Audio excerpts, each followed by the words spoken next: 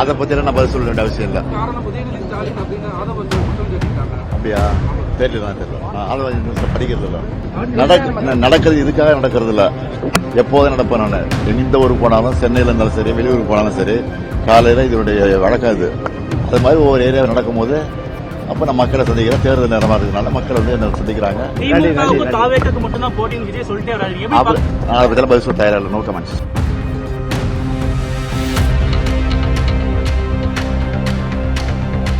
பாத்தீங்களா?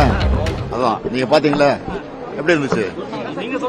நீங்க தானே சொல்லணும். பிரஸ் நீங்க தான் சொல்லணும். நான் வந்து மிகப்பட்டு தான் சொல்லுவேன். நீங்க தான் விமர்சனம் பண்ணி எழுதுறவங்க. ஜனநாயகம் படம் வந்து ஆன்லைன்ல வந்து ரிலீஸ் ஆச்சு, வைரல் ஆயிட்டு இருக்கு. எப்படி நீங்க பாக்குறீங்க? ஒரு படத்தை வந்து ரிலீஸ் பண்றாங்க. என்னங்க ஜனநாயகம் படம் வந்து ரிலீஸ் ஆகுறது முன்னாடி ஆன்லைன்ல ரிலீஸ் ஆச்சு. அதை பத்தி நான் பதில் சொல்ல வேண்டிய அவசியம் இல்லை. அதை பத்தி நான் பதில் சொல்ல வேண்டிய. அப்படியா? தெரியல அதை படிக்கிறது இல்ல. சொல்லுங்க. தொடர்ந்து வந்து எடப்பாடி பழனிசாமி திமுக தலைவர் அவதூறு பரப்பத ஒரு தகவல் பேசிட்டு வரீங்க. எப்படி சார் பாக்குறீங்க? அவர் தோல்வியினுடைய விரக்தி போயிட்டாரு. அதனால விரக்தியில பேசிட்டு இருக்காரு. அதாங்க தோல்வியினுடைய விரக்தி போயிட்டாரு. அதனுடைய விரக்தியா பேசிட்டு இருக்காரு. வேற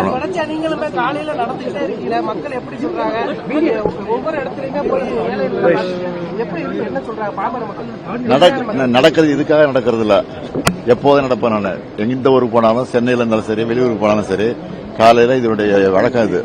அது மாதிரி ஒவ்வொரு ஏரியாவில் நடக்கும் போது அப்ப நம்ம மக்களை சந்திக்கிற தேர்தல் நேரமா இருக்கிறதுனால மக்கள் வந்து என்ன சந்திக்கிறாங்க, உற்சாகத்தை சொல்றாங்க. நாங்க உங்களுக்கு தான் ஓட்டு போட போதும் சொல்றாங்க.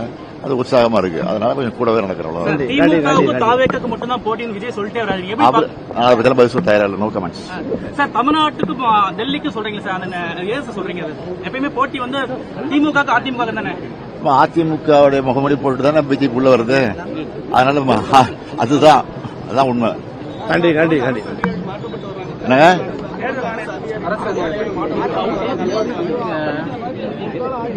அதுதான் கண்டிச்சு அறிக்கை விட்டுருக்கோம். இன்னைக்கு டிஆர் பாலு வந்து தேர்தல் கமிஷனுக்கு வந்து புகார் கொடுத்திருக்காரு. நன்றி நன்றி நன்றி.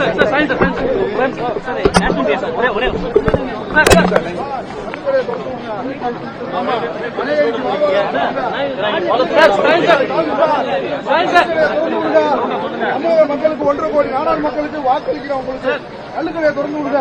உங்களுக்கு வாக்கு